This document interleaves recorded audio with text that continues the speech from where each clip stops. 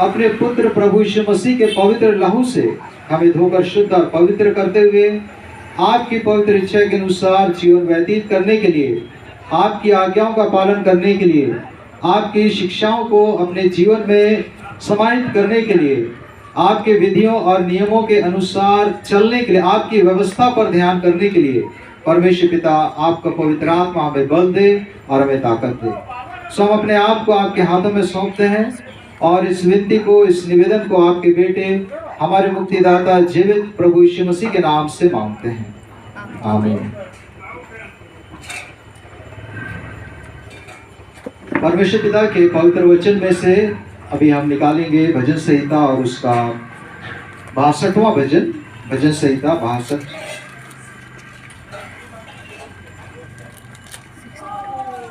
62, Psalm 62 verse 1।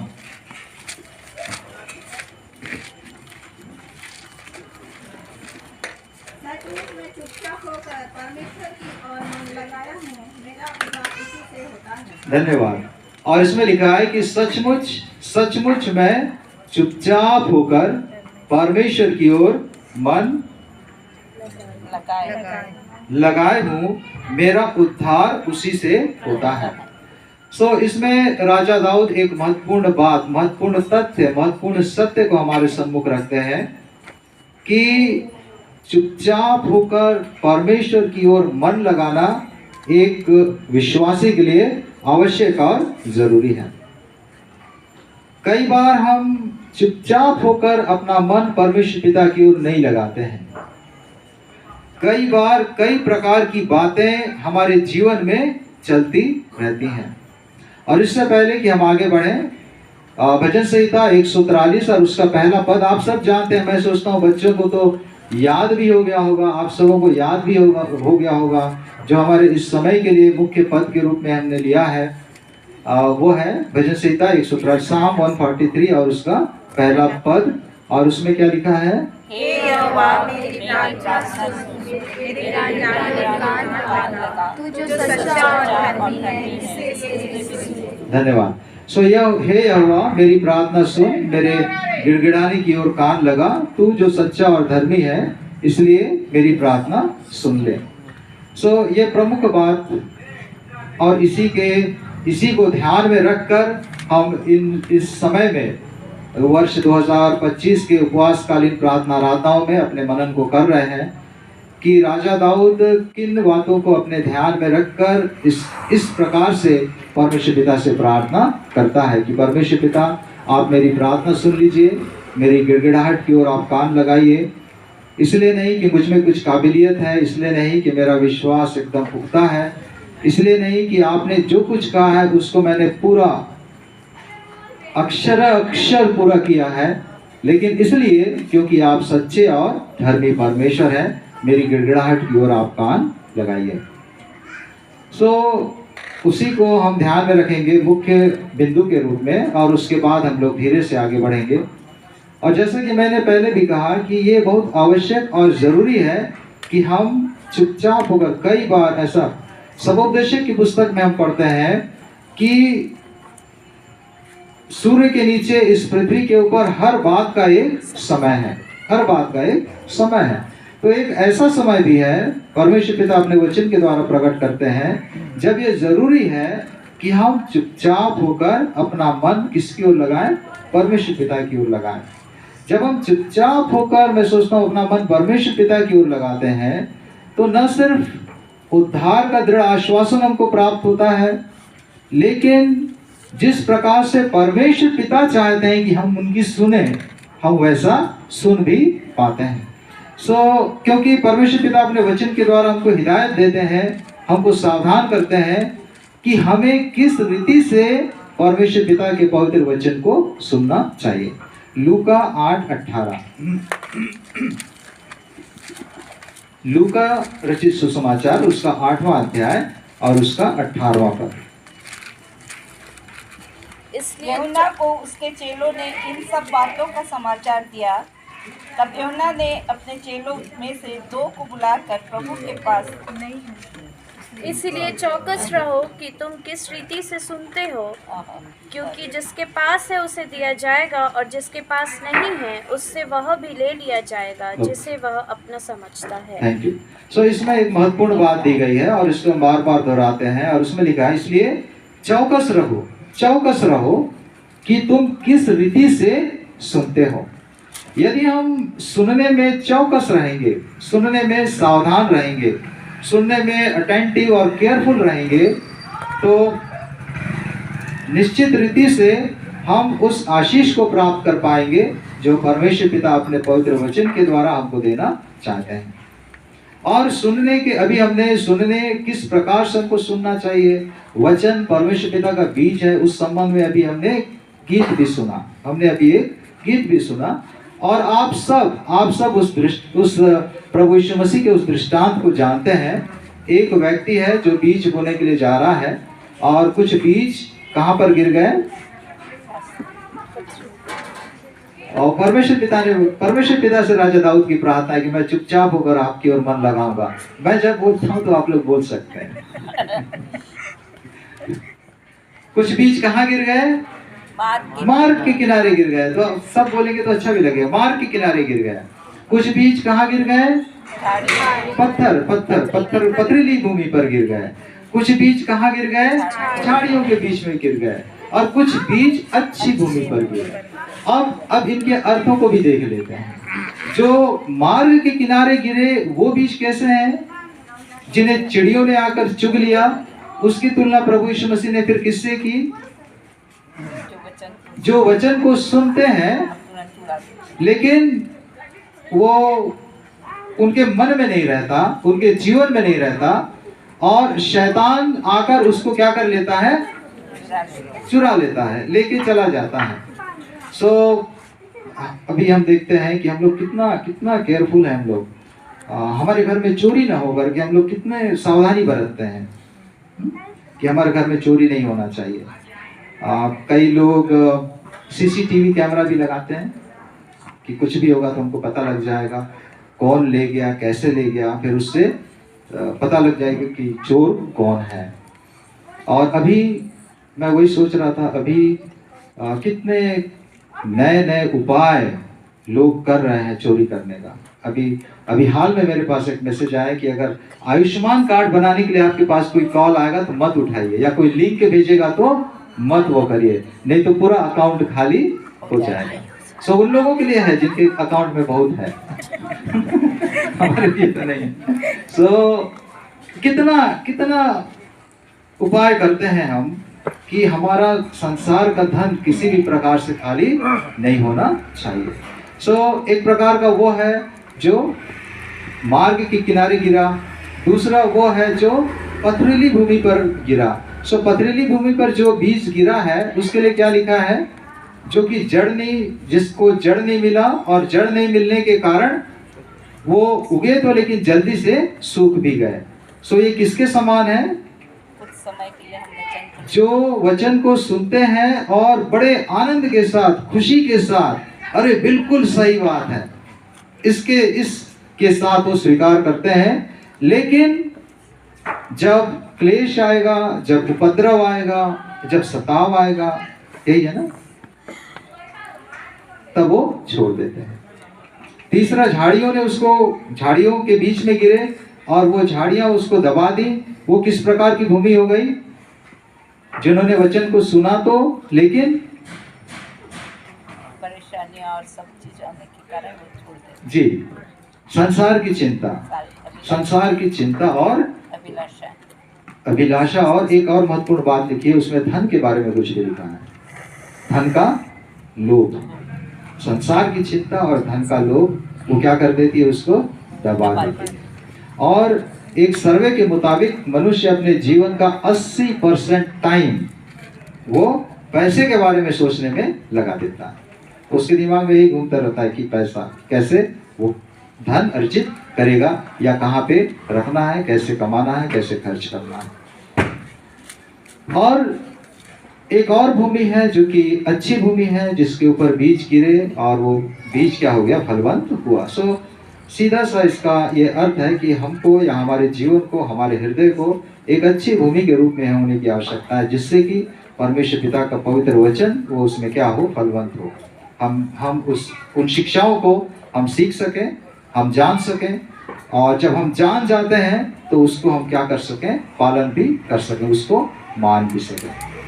और आज जो पवित्र धर्मशास्त्र का पाठ है उसमें दूसरा शमूएल और उसका 14वां अध्याय 9 से लेकर अभी हमने 14 पद तक पढ़ा। राजा दाऊद ने जब प्रार्थना की कि हे परमेश्वर मेरी प्रार्थना सुन, मेरी गिड़गिड़ाहट की ओर अपना कान लगा, तू जो सच्चा और धर्मी है इसलिए मेरी प्रार्थना सुन ले। और उसके बाद के पद में आप पढ़ेंगे तो पाएंगे उसमें लिखा है कि आप मुझसे मुकदमा मेरे ऊपर ना करें, नहीं तो कोई भी निर्दोष नहीं ठहर सकता आपके सामने।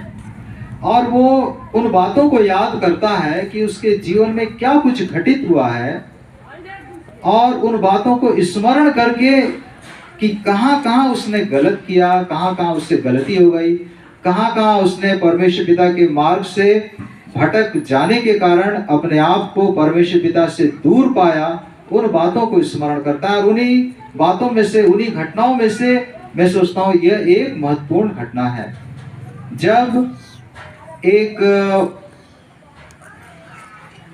तकोइन स्त्री, जिसको कि वचन में एक बुद्धिमान स्त्री के रूप में दिया गया है, वो राजा दाऊद के पास आती है।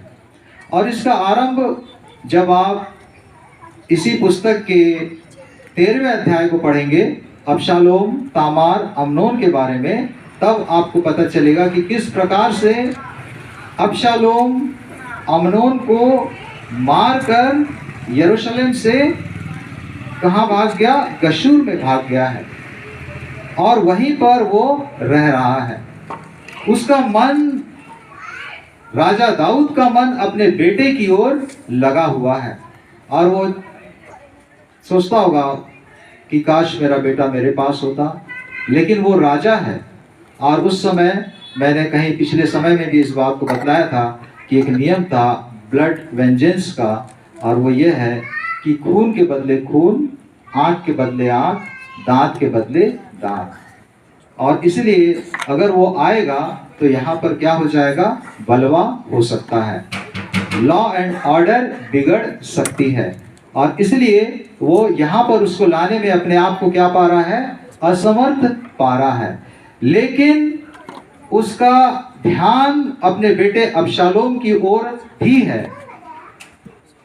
वो अपने आप को, मैं सोचता हूँ कई कारणों में से एक कारण ये भी है, उसको पता लग गया था जब अम्नोन ने कुछ किया था, गलत किया था तो। लेकिन मैं सोचता हूँ वो इसलिए भी उस समय तुरंत एक्शन नहीं लिया क्योंकि वो खुद अपने आप को उस काम का दोषी पाता है कि मैंने बत्शेबा के साथ क्या किया। और यहाँ पर योआब जो कि सेनापति है, किसका, राजा दाऊद का, उसने ताड़ लिया कि नहीं, हमारे राजा का मन तो उससे मिला हुआ है, अबशालोम से लगा हुआ है, और इसलिए वो तो कुछ नहीं करेंगे क्योंकि उनको न्याय को भी देखना है और इसके साथ ही साथ प्रजा को भी और अपने राष्ट्र को भी देखना है, और इसलिए मुझको ही कुछ करना पड़ेगा। और इसलिए वो तकोन एक जगह का नाम है, वहां पे एक महिला है और उसमें लिखा है बुद्धिमान स्त्री, उसके पास जाकर उससे कहते हैं कि आप एक विलाप करने वाली स्त्री का रूप धारण करिए और राजा दाऊद के पास जाइए और उससे उन बातों को बोलिए जो मैं आपसे बोलने वाला हूं। और वो तकोइन स्त्री जाकर क्या कहती है, एक विलाप करने वाली, एक दुखियारी का भेष धारण करके कि हे राजा दाऊद, मेरे 2 बेटे थे, दोनों में किसी बात को लेकर विवाद हुआ, झगड़ा हुआ, और जब वो दोनों मैदान में थे या झगड़ रहे थे तो एक बेटे ने दूसरे बेटे को जान से मार दिया। अब मेरे पास एक ही बेटा बचा है, मेरे पति भी नहीं है, और अब मेरे जो लोग बाग हैं वो ये कह रहे हैं कि नियम तो ये कहता है कि उसको सामने लाओ कि हम उसको मार डालें। तब राजा दाऊद क्या कहते हैं कि मैं तुम्हारे विषय में आज्ञा दूंगा और तुम्हारी कुछ हानि ना होगी। फिर वो कहते हैं कि जब वो आगे कहती है तो कहते हैं कि नहीं, तुम्हारे बेटे के सिर से एक बाल भी गिरने नहीं पाएगा, मैं ऐसी आज्ञा दूंगा और मैं इस बात की गारंटी लेता हूँ, कुछ भी नहीं होगा उसको। और तब वो कहती है कि फिर आप अपने बेटे को अपने पास बुलाने के लिए क्यों आप हिचकिचा रहे हैं, क्यों आप डर रहे हैं? इसमें तो ऐसा लगता है कि आप दोषी हैं। उसने उसके लिए तो एक प्रकार से दया दिखा दी, लेकिन अपने लिए, अपने बेटे के ऊपर आपने दया नहीं दिखाई, इसलिए आप दोषी हैं। राजा, आप परमेश्वर पिता की ओर से हमारे लिए प्रतिनिधि दिए गए हैं, आप हमारे राजा हैं, मतलब दूसरे शब्दों में आप हमारे परमेश्वर हैं। और जब आप हमारे प्रभु हैं तो प्रभु मेरा राजा मेरे परमेश्वर पिता के समान व्यवहार क्यों नहीं कर रहा है? उसके कहने का मतलब यह नहीं, हम परमेश्वर पिता की संतान हैं। हम लोग ये कहते हैं बारंबार, कई बार हम कहते हैं कि नहीं, हम परमेश्वर पिता के संतान हैं। जितनों ने प्रभु यीशु मसीह पर विश्वास किया, परमेश्वर पिता ने उनको उसकी संतान होने का अधिकार दे दिया। हम कई बार कहते हैं परमेश्वर पिता, हम आपके लेपालक पुत्र और पुत्रियां हैं, हम आपके बेटे और बेटियां हैं। जब हम परमेश्वर पिता के बेटे और बेटियां हैं तो हम परमेश्वर पिता के समान प्रेम क्यों नहीं कर पाते हैं? हम नहीं कर पा रहे हैं। परमेश्वर पिता के समान हम क्षमा नहीं कर पा रहे हैं, परमेश्वर पिता के समान हम दया नहीं कर पा रहे हैं, परमेश्वर पिता के समान जितना जैसा वो है उसके स्वभाव का अंश हमारे जीवन में क्यों नहीं आ पा रहा है? तो उसका वही इम्प्लीकेशन मैं देना चाह रहा हूँ कि जब हम कह रहे हैं कि नहीं, हम परमेश्वर पिता की संतान है, तो परमेश्वर पिता का कुछ अंश, परमेश्वर पिता के स्वभाव, हम कहते हैं क्रिश्चियन है, हम मसीह हैं। क्रिश्चियन मतलब क्राइस्ट लाइक, मसीह मतलब मसीह के समान। और हम फिलिपियर 2:5 में पढ़ रहे हैं कि जैसा मसीह यीशु का स्वभाव था वैसा ही तुम्हारा भी स्वभाव हो। और प्रभु यीशु मसीह का स्वभाव कैसा था उसके बारे में पूरे धर्मशास्त्र में हम पढ़ेंगे। अभी आने वाले दिनों में आप सुनेंगे भी, लगभग 300 भविष्यवाणियां प्रभु यीशु मसीह के बारे में है और जिनको वो पूरा करते हैं। वो इस बात को बताने में, इस बात को प्रकट करने के लिए हमारे पास सबूतों की कोई कमी नहीं है कि प्रभु यीशु मसीह परमेश्वर है। और जब हम प्रभु यीशु मसीह के साथ अपने आप को जोड़ रहे हैं, हम टाइटल ले रहे हैं, हम उस पदवी को ले रहे हैं, लेकिन उसके भीतर के छुपे इसेंस को, जो सार है, उसको हम लोग नहीं ले पा रहे हैं। वो राजा दाऊद से कह रही है कि आप परमेश्वर पिता के प्रतिनिधि हैं, तो आप ऐसा क्यों कर रहे हैं? वो परमेश्वर पिता कैसा होता है? वो 2 बातों को कहती है। 14वां पद हम पढ़ेंगे, 14वां पद और उसका पहली लाइन, हमको तो मरना ही है, हमको तो मरना ही है। 2 सत्य को सामने रखना चाहती है कि राजा दाऊद इस बात के द्वारा, मैं 2 बातों को आपको बताना चाहती हूँ, और वो ये है कि हमको तो मरना ही है और हम तो ऐसे जल के समान ठहरेंगे जो कि भूमि पर डाला गया हो और उसके बाद बटोरा न जा सके। हम में से सबको आप अम्नोन के लिए विलाप कर रहे हैं, आप भी मरेंगे, मैं भी मरूंगा, हमको तो मरना ही है। हम डेथ से नहीं बच सकते, हम मृत्यु से नहीं बच सकते। ये एक ऐसी भविष्यवाणी है जो हम में से हर एक दूसरे के लिए कर सकता है। आप मेरे लिए कह सकते हैं कि नहीं आप मरेंगे, मैं भी आपके लिए कह सकता हूं कि आप मरेंगे, हमको तो मरना ही है। और दूसरी बात वो क्या कह रही है, सेमीकोलन के बाद वाला पढ़ेंगे। दूसरी बात, और भूमि पर गिरे हुए जल के समान ठहरेंगे जो फिर उठाया नहीं जाता, तो भी परमेश्वर प्राण नहीं लेता। हाँ, तो भी परमेश्वर प्राण नहीं लेता। और उसके बाद, वरन ऐसी युक्ति करता है कि निकाला हुआ उसके पास से निकाला हुआ न रहे। परमेश्वर पिता प्राण नहीं लेता और परमेश्वर पिता ऐसी युक्ति करते हैं जिससे निकाला हुआ फिर निकाला हुआ न रहे। और ये प्रमुख बात है और मैं इसी बात की ओर आपका ध्यान ले जाना चाहता हूँ। और मैं चाहता हूँ कि हम इस बात को सोचें कि नहीं, इसलिए क्योंकि हम सब मसीह हैं, बचपन से मसीह हैं, हम सब जानते हैं कि प्रभु यीशु मसीह ने हमारे लिए क्या किया। इसलिए मैं और उसमें बहुत ज्यादा नहीं जाऊंगा, क्योंकि परमेश्वर पिता प्राण नहीं लेता, परमेश्वर पिता नहीं चाहते कि कोई भी व्यक्ति नाश हो, और इसलिए हम पढ़ते हैं कि उसने अपने इकलौते पुत्र को भेजा, जो कोई विश्वास करे नाश न होकर अनंत जीवन प्राप्त करे। वो इसलिए क्योंकि परमेश्वर पिता प्राण लेना नहीं चाहते, वो नहीं चाहते कि कोई भी नाश हो जाए, और इसलिए उन्होंने उद्धार की योजना प्रभु यीशु मसीह के द्वारा प्रकट की। और वो क्या है? परमेश्वर पिता की युक्ति है। परमेश्वर पिता युक्ति करता है जिससे कोई निकाला हुआ फिर निकाला हुआ न रहे। यशायाह नबी की पुस्तक, और उसका कौन सा अध्याय जिसमें लिखा है कि हम तो सब के सब,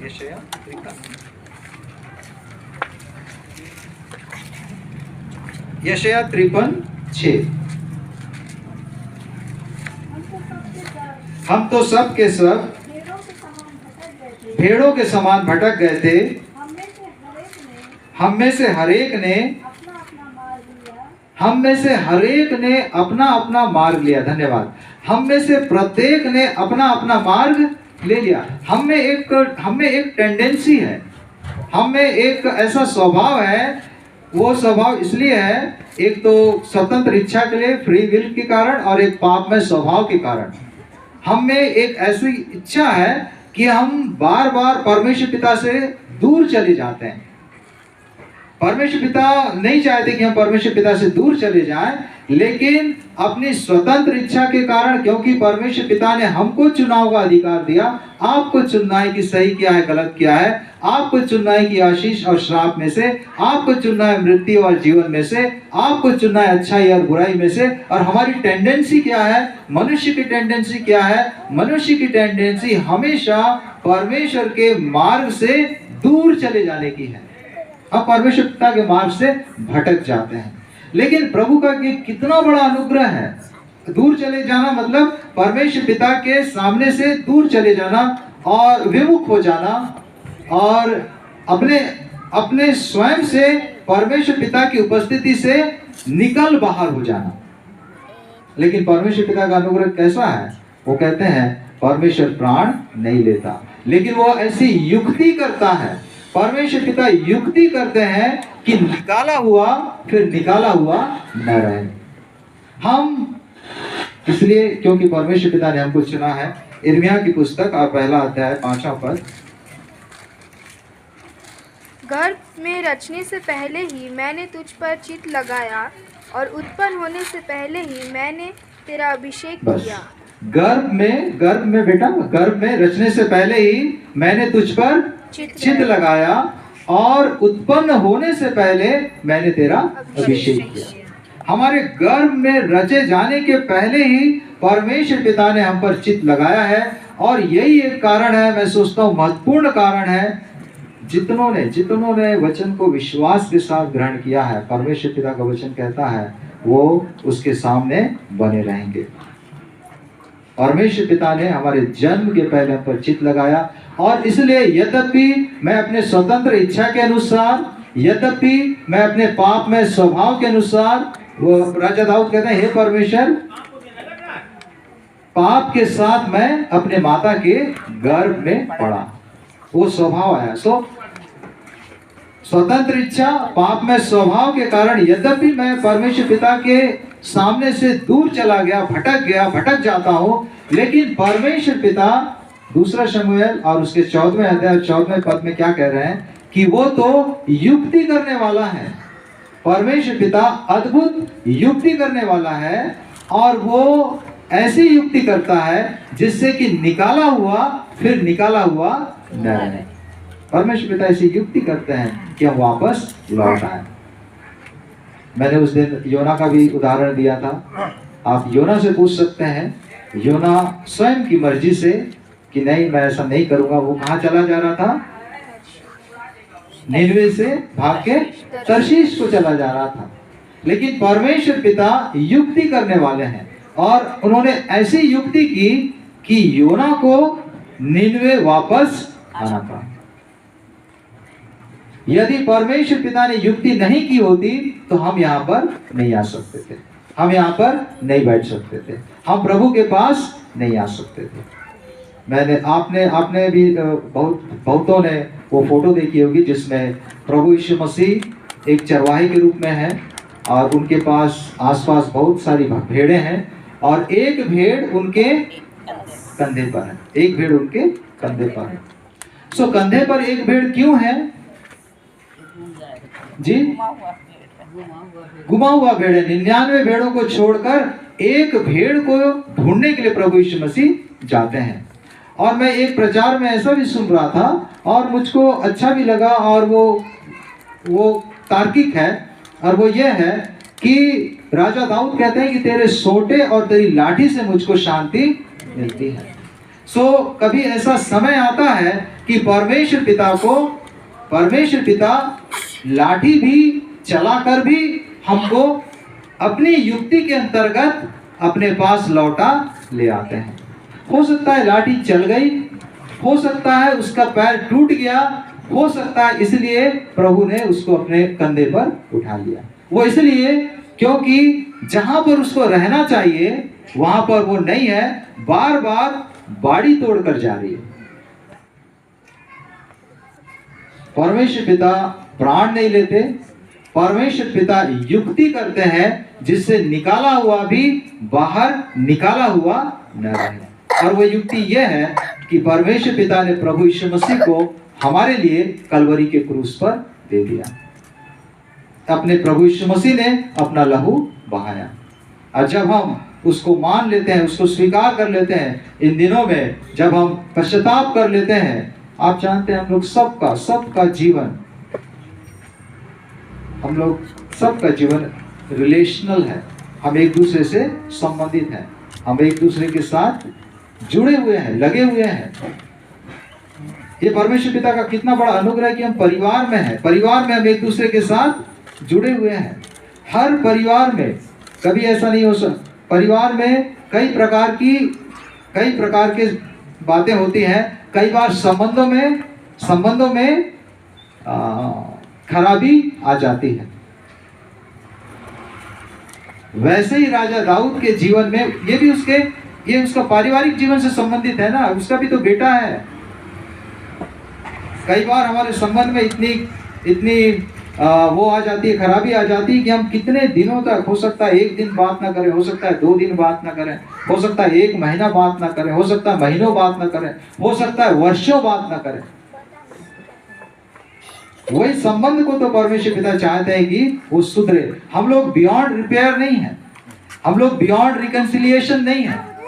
परमेश्वर पिता इसी बात को बताना चाह रहे हैं कि नहीं, आपके पाप, मेरे अपराध, आपके अपराध इतने गहरे नहीं हो गए, इतने लाल नहीं हो गए कि परमेश्वर पिता के पास वापसी असंभव है।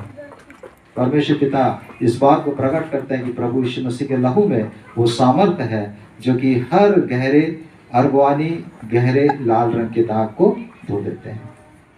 और इसी बात को मैं रखकर समाप्त करना चाहूँगा कि परमेश्वर पिता अद्भुत युक्ति करते हैं। और एक प्रचार में सुन रहा था, इस बात को मैंने दूसरी जगह भी बताया था कि कई बार वो ब्लेसिंग के द्वारा आपको अपने पास बुला सकते हैं, कई बार वो ब्लॉकिंग के द्वारा आपको अपने पास बुला सकते हैं, कई बार ब्रेकिंग के द्वारा आपको अपने पास बुला सकते हैं। आपके मार्ग में हो सकता है किसी बात को उन्होंने रख दिया जिसके कारण आपको वापस आना पड़ा और तब आप जाने, अरे ये तो परमेश्वर पिता की योजना थी। यदि परमेश्वर पिता ने वैसा नहीं किया होता तो फिर पता नहीं आज मेरा क्या हुआ होता। परमेश्वर पिता ने इब्राहिम को आशीष दी और वो निरंतर उसके साथ बढ़ता रहा। परमेश्वर पिता ने प्रेरित पौलुस को तोड़ा, बहुत कठिनाइयों से होकर वो गुजरा, लेकिन वो जान गया कि नहीं, मैं जिसके साथ हूँ उसी के साथ रहना मेरे लिए अच्छा और भला है। सो आज हम इस बात को दृढ़ता से धारण करें, ग्रहण करें कि नहीं, हमारा परमेश्वर युक्ति करने वाला परमेश्वर है। हमारा परमेश्वर प्राण लेने वाला परमेश्वर नहीं है। हमारा परमेश्वर, मेरा परमेश्वर, आपका परमेश्वर आपसे इतना प्रेम करता है कि वो युक्ति करता है कि आप कभी भी निकाले हुए न रहें, लेकिन उनके स्वर्गिक और आत्मिक घराने में शामिल रहें। परमेश्वर पिता हम सबों को बड़ी आशीष दें। आइए हम प्रार्थना। परमेश्वर पिता, हम एक बार फिर से आपके पास आते हैं, आपका धन्यवाद करते हैं क्योंकि आप महान परमेश्वर हैं।